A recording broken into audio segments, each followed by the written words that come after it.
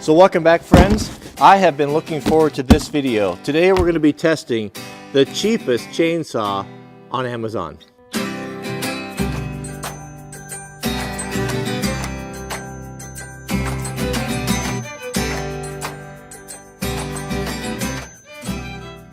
Let's take a look inside. It is hard to believe that you can buy a gas-powered chainsaw for what, just over $100. I have used a lot of chainsaws in my life. I'm Husqvarna and Stihl and Johnsard and Homelite and Poland and you name it, but I have never tested an off-brand of saw. I have no idea what to expect. So today, let's just do a quick, what in the world is that? A quick unboxing here, and we actually have a big tree to take down, and we'll see, there's the chain, we'll see how it does. 22-inch bar, extreme power, US extreme power. Man, oh man, there's an instruction manual.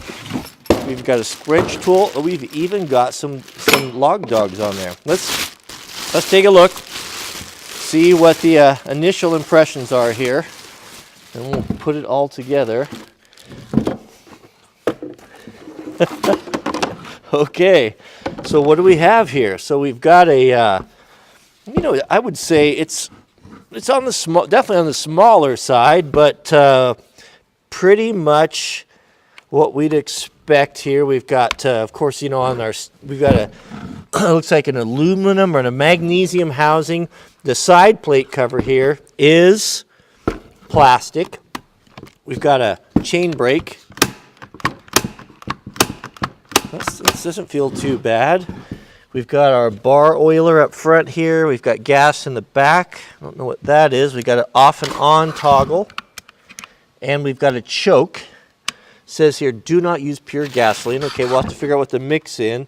So this is guide bar 22-inch, power 1800W. What does that mean? So here are the accessories that it came with. It looks like it's got, looks like it's a 40 to 1. 40 to 1. This was here is for mixing. Came with a little scrunch tool. Pretty light duty everything here, but man, $100. I mean, everyone should have a chainsaw around. Even, around here, guys carry them in their. What's this? What's it all about here? They carry them in our trucks in case, because we live in the. What in the world is that? Is that the adjust? That must be the tension adjuster. How do you get this thing off? It should come off of there. We're going to have to read the instructions. Good grief.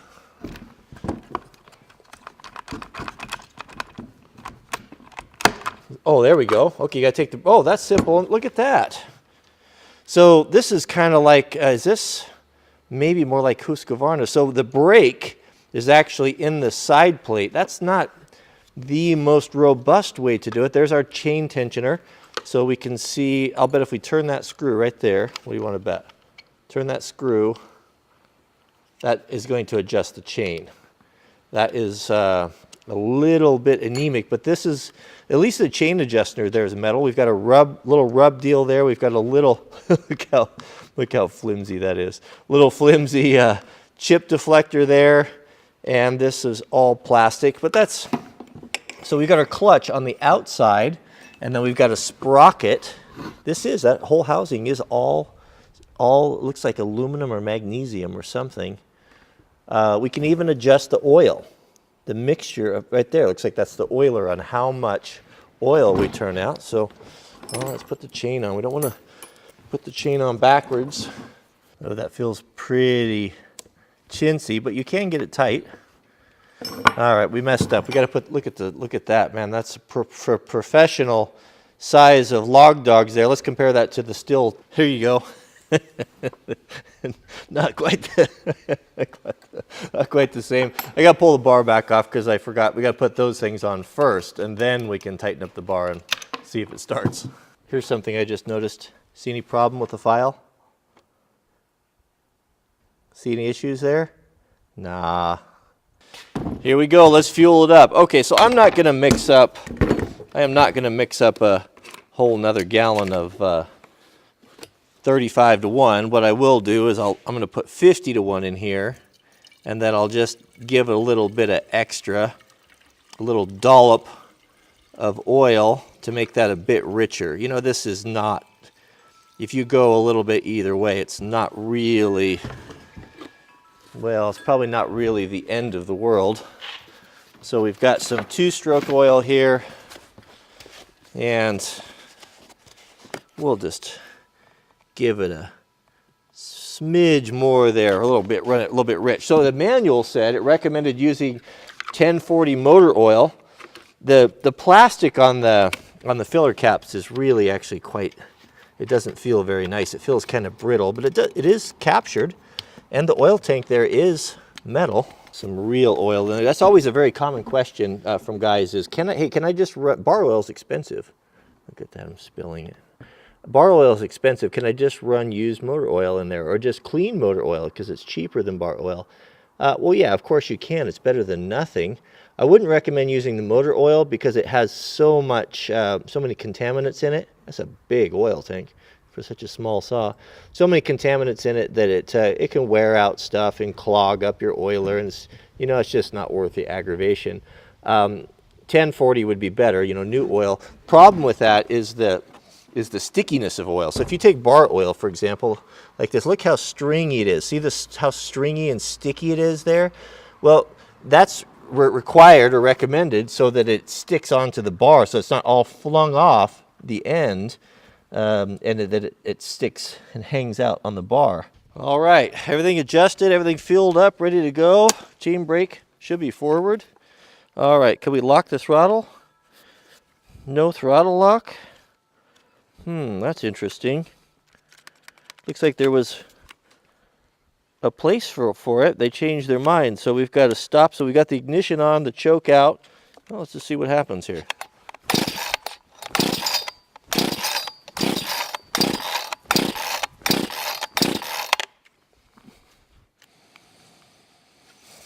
I don't know how it's going to start without a throttle lock on it.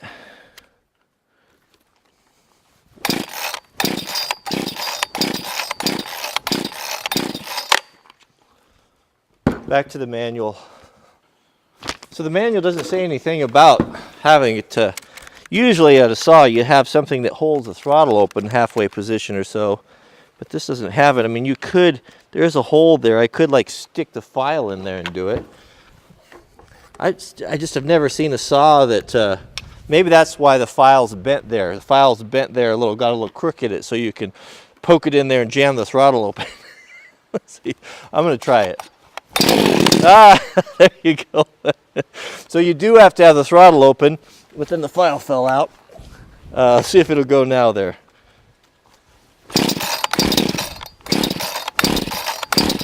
Well, I hate to do this, it's dangerous, but...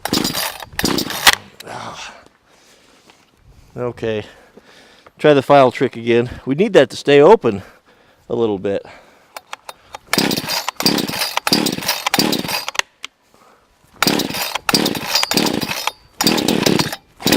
Come on.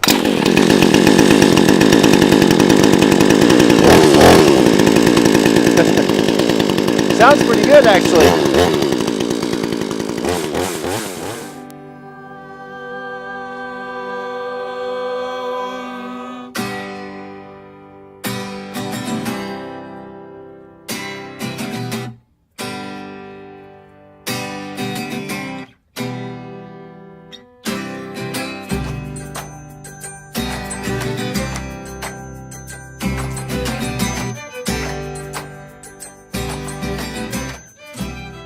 We've got a grand fir. It may not look very big. It's pretty good size, probably 3 feet there at the base. We've got it's a kind of a twin, a split tree, but it has died last year and it's starting to rot, so it needs to come down. Probably 100 feet tall or so, and it'll be too big for the bar, this 22-inch bar, to reach both sides, so we'll have to come at it from 2 sides. It'll be a good test. A challenging tree to take down because of the lean.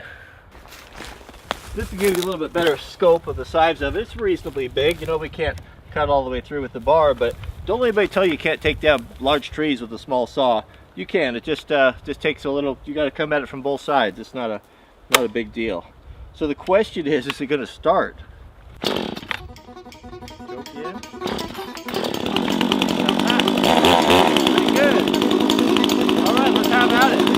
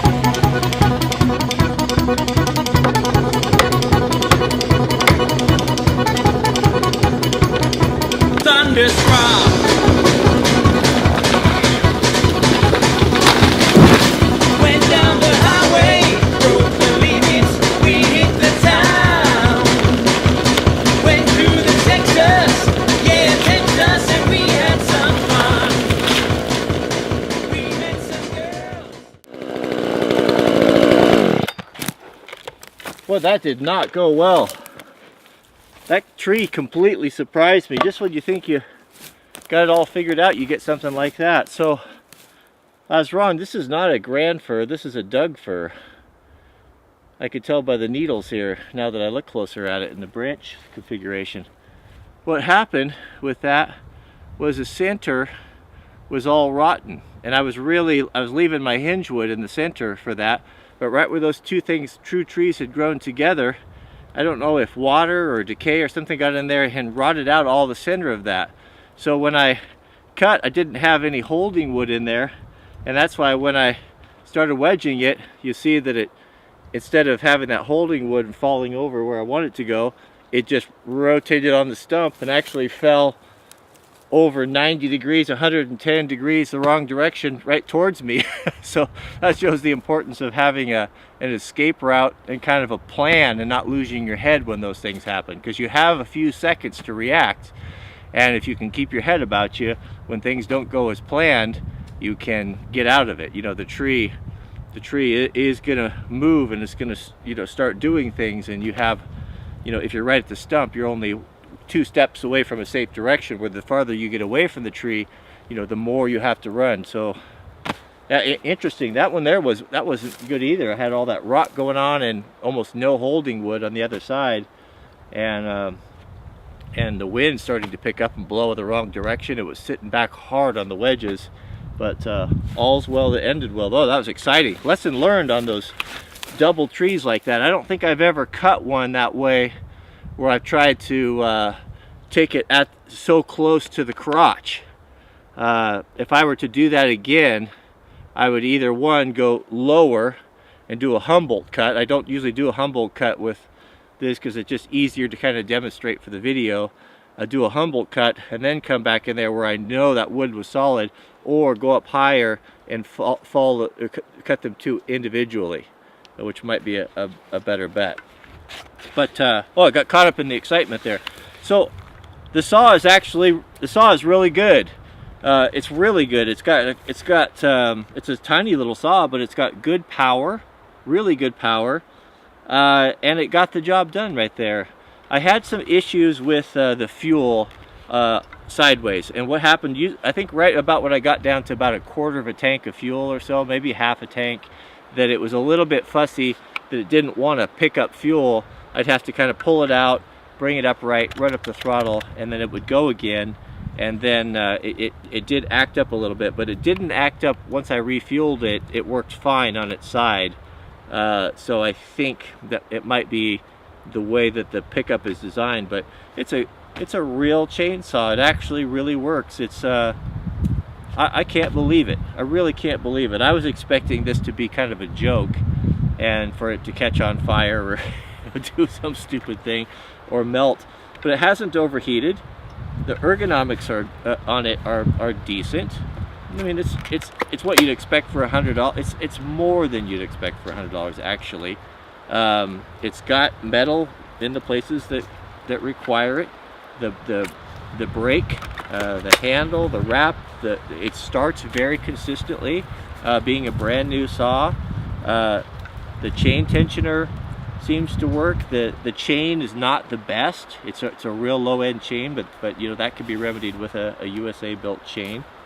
But I mean, it's a real chainsaw. It really is. There you have it. You know, and it's not the saw's fault that I botched that tree up so bad, but all's well that ends well, right? So that's it. You can, what's the conclusion? You can get a real chainsaw for $100 on Amazon. So I'll put, if you want to look at one of these, or you're interested in having just a cheap backup saw, or just maybe just you don't use a saw all the time, yeah, maybe it'd be a good option for you. But I'll put an Amazon affiliate link there in the subject heading. I think it was $111. But to be honest with you, I'll put the saw in the rotation. I'll put the saw, keep it gassed up and sharpened up and ready to go. If you know, maybe this is a saw that I keep in my truck, you know, where I wouldn't feel so bad, wouldn't feel near as bad if someone stole this versus one of the pro steel saws. I'll cut some firewood with it, you know, put a few tanks through it, see how it holds up. But it's actually quite a good little saw. It really is. All right, well, thanks for watching, and we'll see you guys on the next video.